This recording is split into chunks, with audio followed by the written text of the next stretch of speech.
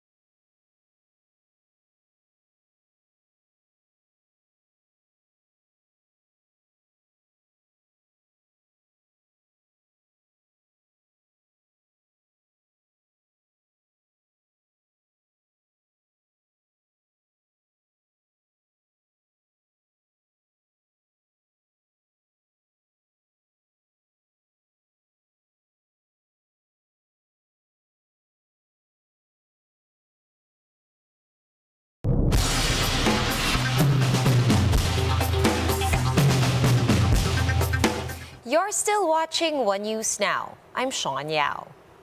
Over 40 migrants were found dead inside a parked tractor trailer in Texas, United States. Authorities in San Antonio said 16 other people were brought to the hospital for heat stroke and exhaustion. Among these are 4 minors, but there were no children among those found dead. The U.S. Immigration and Customs Enforcement, or ICE, said that a federal investigation is now underway with 3 people already in custody.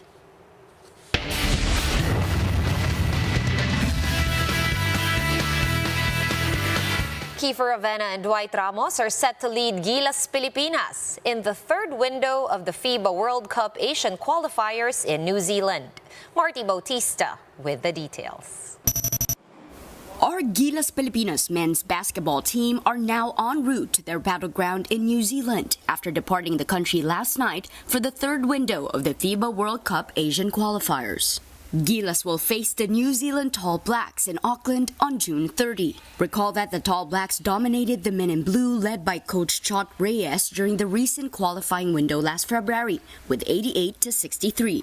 But the next match will be different, as our 11-man squad is now under the command of Serbian Kiwi national Nenad Vucinic on the 3rd window. The Samahang Basketball ng Pilipinas, or SBP, announced that Gilas big man Ange Kouame will not see action in their opening game due to his partial ACL tear. Gilas veterans Kiefer Ravena and Dwight Ramos will be leading the young squad.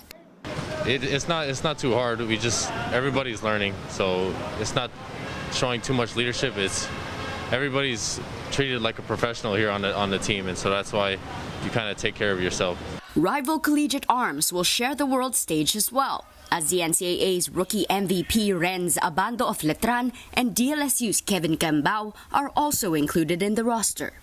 This will be their first time playing internationally, and they are confident that their performance during practices will live up to the world stage. I played against him one time before, but that was way before when I was still with playing in the PCCL. Renz stood out. Of course, seeing everybody that played in the last year's Clark bubble, they all got better. Kevin QUIAMBAO, he's impressed me also. So coming back, I'm always impressed when I see people after some time and they keep getting better. So they've all impressed me. Coach Nenad is determined to give New Zealand a good fight in their home turf, even with the obvious challenge of lacking a big man in the form of Ange. Look, obviously when you lose a player of Ange's caliber, it's a big loss. We don't have height really to replace him, but we just have to play maybe a little bit different. But saying that, guys like Gio Chu and Kevin QUIAMBAO, they came and played very well against Korea. But as I said, New Zealand is a very, very tough team. They got some size as well, and they all got a lot of experience, a lot of quality. But, we just have to do what we have to do. Gilas and India will square off again on July 3 here at the Mall of Asia Arena. For News 5, Marty Bautista, we are One News. Let's now take a quick look at today's other top stories. Metro Manila will remain under Alert Level 1 until July 15, despite the uptick in cases nationwide. This is after the IATF amended the matrix used to classify alert levels. Instead of the 2-week COVID-19 growth rate, it is now the average daily COVID attack rate and hospital occupancy rates that will be the metrics used to determine a certain area's alert level category. Neophyte Senators Robin Padilla and Mark Villar attended orientations at the Senate today. Padilla, who topped this year's Senate race, wants chairmanship of the Senate Committee on Constitutional Amendments. And some officials of the Bureau of Customs and Agriculture Department have been tagged as either suspected smugglers of agricultural products or their protectors. A committee report filed by Senate President Tito Soto contained the names of 22 individuals, including Customs Chief Ray Guerrero and DA Undersecretary Ariel Cayanan. For more updates, visit News 5, The Philippine Star, and Business World online. Visit our website, onenews.ph, for more in-depth analysis. You can also catch One News on Signal Play. Register for a free account at www.signalplay.com and stream One News live anytime, anywhere. Masks on, wash hands, and stay safe, Philippines. I am Sean Yao. We are One News.